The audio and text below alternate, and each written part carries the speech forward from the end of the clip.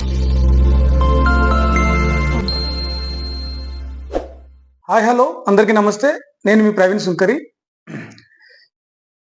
ఈరోజు మనం మాట్లాడుకునే టాపిక్ సరోగసి, ఫెర్టిలిటీ సెంటర్లు, ఐవీఎఫ్ అంటారు కదా, దాని గురించి. రీసెంట్గా మనం చూసినాం సృష్టి ఫెర్టిలిటీ సెంటర్ పేరుతోని దాదాపు కొన్ని వందల మందికి ట్రీట్మెంట్ చేసి దాదాపు కొన్ని వందల మంది నుంచి వీర్యము అండాలు సేకరించి ఒక ఫేక్ ట్రీట్మెంట్ చేసిన సృష్టి ఫెర్టిలిటీ సెంటర్ గురించి మనం చూసినాం. దానికి సంబంధించి ఇప్పటికే నకిలీ సర్టిఫికెట్లు కావచ్చు, పెద్ద ఎత్తున స్పెర్మ్ నిల్వలు కావచ్చు, ఎగ్స్ నిల్వలు కావచ్చు, అవన్నీ కూడా పోలీసులు సోదాలు చేసారు, దాడులు చేసారు, స్వాధీనం చేసుకున్నారు. విచారణ జరుగుతూ ఉంది. ఒక 9 మందిని అదుపులోకి తీసుకున్నారు. అయితే సరోగసి పేరు చెప్పి సర్వం దోచేస్తున్న ఈ ఫెర్టిలిటీ సెంటర్ల అవసరం ఎందుకు వచ్చింది?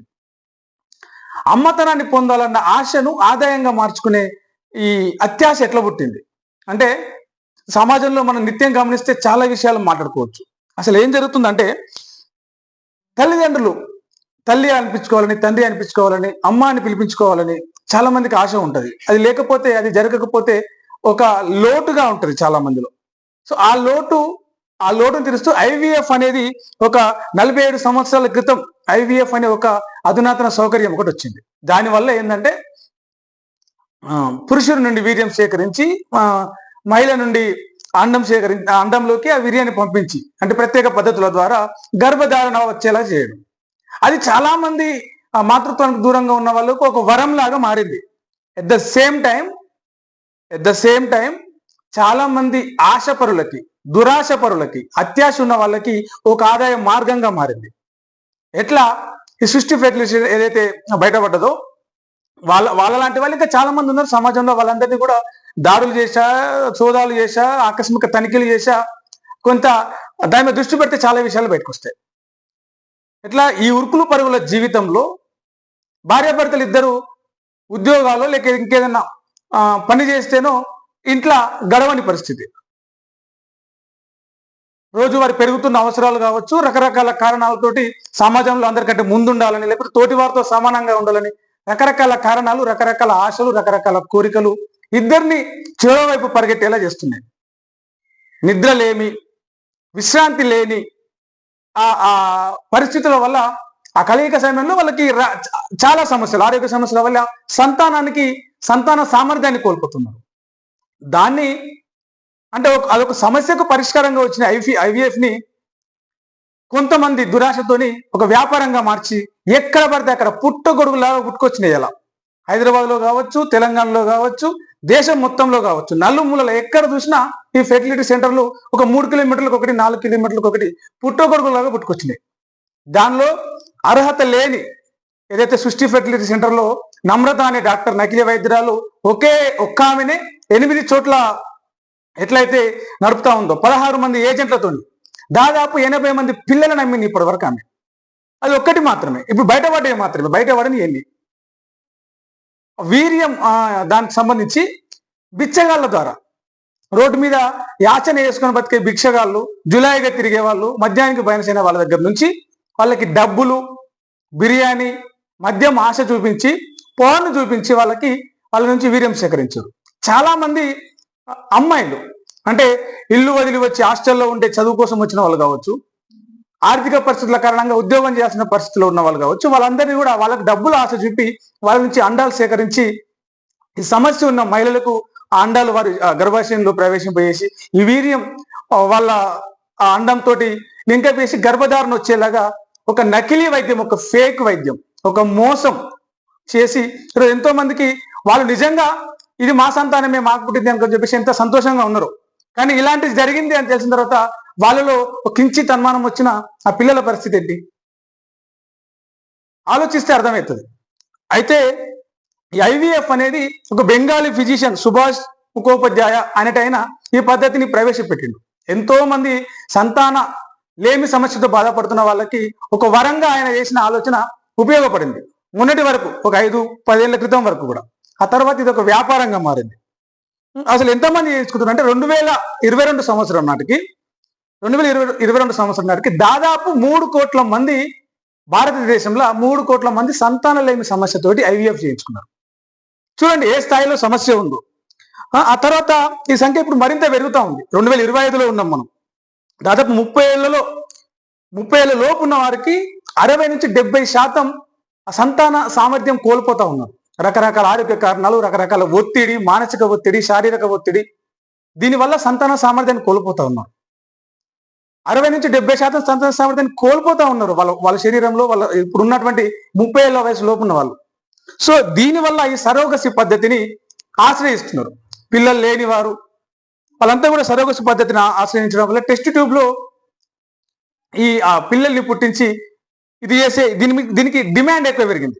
ఇప్పుడు ఏదైనా మార్కెట్లో కావచ్చు, సమాజంలో కావచ్చు, దేనికి డిమాండ్ ఉంటే దాని పట్ల ఈ దోచుకోవాలి, డబ్బులు సంపాదించాలి, కోట్లు గడించాలన్న వాళ్ళ కన్నుపడుతుంది. అట్లనే ఈ ఐవీఎఫ్ల మీద కూడా పడ్డాయి ఇలాంటి సృష్టి సెంటర్లు కోకొల్లలుగా పుట్టుకొచ్చినాయి. సో చాలా ఈ పిల్లల్లో ఎవరైతే ఈ సరోగసి ద్వారా చేసుకునే పిల్లల్లో పుట్టిన వాళ్ళలో ఇప్పుడు పెరిగి పెద్దగా స్కూల్కి పోతున్న వాళ్ళలో ఒక్కసారి చేస్తే వైద్య పరీక్షలు చేస్తే చాలా రకాల సమస్యలు బయటపడే అవకాశం ఉంది. సో ఒకవేళ చేసుకున్న వాళ్ళందరూ ఆ సరోగసి ద్వారా పిల్లల్ని గల వాళ్ళందరూ అలా అనుమానాలు వచ్చి ఇట్లాంటి వాళ్ళ మీద చేసిన వెలుగులోకి వచ్చిన సంచలన నిజాల వల్ల అనుమానాలు వచ్చి వైద్య పరీక్షలో డిఎన్ఏ పరీక్షలో చేస్తే ఏంది సమస్య, సమాజంలో ఎంత రకమైన పెద్ద సమస్య వచ్చి పడుతుంది.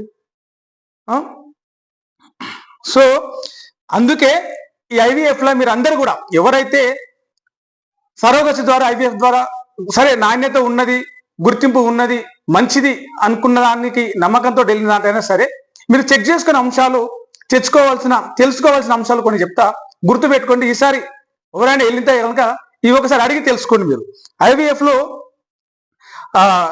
డాక్టర్లు ఎవరైతే ఉన్నారో, ఫేక్ డాక్టర్లు, ఫేక్ ట్రీట్మెంట్లు చేస్తూ ఉన్న వాళ్ళు ఎవరైతే వాళ్ళ సర్టిఫికెట్లు చూపించమని అడగండి, వాళ్ళ లైసెన్సులు అక్కడ నోటీస్ చేయమని అడగండి. అవి ఒరిజినల్వో నకిలీవో తెలుసుకోవడానికి దాని మీద స్కానర్ ఉంటుంది, స్కాన్ చేసి మీరు అవి మెడికల్ బోర్డులో రిజిస్టర్ అయిందా లేదా తెలుసుకోండి. దాంతో పాటే ఐవీఎఫ్ సెంటర్లో ఇచ్చిన అండం, ఎగ్స్ ఏవైతే ఉంటాయో, ఆ స్పెర్మ్ ఏదైతే ఉంటుందో, చైన్ ఆఫ్ కస్టడీ, ఆ శాంపిల్స్ ని విశ్లేషిస్తారు తీసుకున్న తర్వాత. అదంతా హెల్దీగా ఉందా లేదా దానికి సంబంధించినటువంటి ఆ డీటెయిల్స్ చూపించమని అడగండి. ఎప్పటికప్పుడు ఆ మెడికల్ రిపోర్ట్ చెక్ చేసుకోండి. ఎప్పటికప్పుడు మీకు ఉండాలి ఆ మెడికల్ రిపోర్ట్ మాకు ఇవ్వండి. ఏదైతే మీకు సరోగసి సక్సెస్ అయ్యేంత వరకు మీరు రెగ్యులర్గా వెళ్తున్నారు కదా, ఎప్పటికప్పుడు లేటెస్ట్ అప్డేట్ ఏంటని తెలుసుకునే ఆ మెడికల్ రిపోర్ట్ అడగండి. దాని మీద స్టాంప్ కూడా ఉండాలి, వాళ్ళ స్టాంప్ కూడా ఉండేలాగా ఇది చేసుకోండి. దాంతోపాటు కొన్ని అల్ట్రాసౌండ్ టెస్టుల వంటి రిపోర్ట్లను ఇంటర్నెట్లో దొరికే ఫోటోలతోటి తయారు చేసి ఇస్తున్నారు. దాన్ని కూడా మీరు ఎప్పటికప్పుడు చెక్ చేసుకోండి. కాబట్టి ఆసుపత్రుల పేర్లు, రిపోర్టులు జాగ్రత్తగా చెకప్ చేసుకోండి. ఇంకా మీకు నమ్మకం కలగాలంటే వేరే డాక్టర్ని ఒకసారి సంప్రదించి అందులో ఉన్నటువంటి ఏదైతే సరోగసి పద్ధతి ఏదైతే ఉంటుందో దాని గురించి తెలుసుకున్న తర్వాతనే ఇలా ఫెర్టిలిటీ సెంటర్లకు వెళ్ళండి. ఒక్కోసారి ఏదైతే అది వస్తుందో సరోగసిలో మీ బిడ్డ చేతికి వచ్చిన తర్వాత డిఎన్ఏ టెస్ట్ చేయించండి. దాని ద్వారా ఆ డిఎన్ఏ టెస్ట్ ద్వారా పుట్టిన బిడ్డ మీ బిడ్డనా కాదా, ఇలాంటి ఫెర్టిలిటీ సెంటర్లో చేసినటువంటి మోసాల వల్ల ఎంతో మందికి ఇప్పుడు ఆ పరిస్థితి వచ్చింది. సో ముందే తెలుసుకోవడం ద్వారా సమస్య ఉండదు.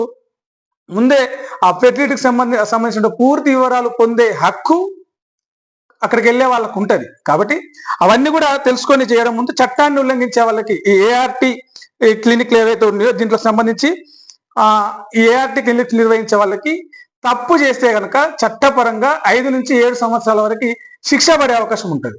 సో మీరు పూర్తి వివరాలు తెలుసుకోండి, మీ హక్కును తెలుసుకోండి. అక్కడ ఎప్పటికప్పుడు ఆ చెకప్లు కావచ్చు, ఆ ఫెర్టిలిటీ సెంటర్ల సర్టిఫికెట్లు కావచ్చు, అవన్నీ మీరు చెక్ చేసుకోవచ్చు. నిలబడి చెక్ చేసుకొని నిర్ధారణ అయిన తర్వాతనే చేసుకోండి. ఆ వీర్యం అంత ఎందుకు ఉంది కూడా ఒక్కోసారి అనుమానం పడండి, పర్లేదు.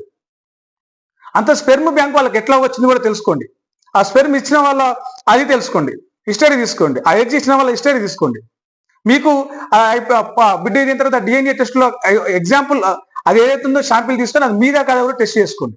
ఎందుకంటే ఈ ఫేక్ ఫెర్టిలిటీ సెంటర్ల వల్ల ఎంతో మంది అమాయకులు బలవుతున్నారు, ఎంతో మంది పిల్లలు ఈరోజు రోడ్డు పాలయ్యే ప్రమాదం ఉన్నది. కాబట్టి ముందే జాగ్రత్త పడాలి. ముందు జాగ్రత్త పడితే తర్వాత బాధపడాల్సిన అవసరం రాదు. మరో వీడియోలో మళ్ళీ కలుద్దాం మరిన్ని డీటెయిల్స్తో. ఇంకో వీడియోలో మీ ముందుకు వస్తా. సపోర్ట్ చేయండి, కామెంట్ చేయండి, సబ్స్క్రైబ్ చేయండి. Thank you. నేను మీ ప్రవీణ్ సుంకరి.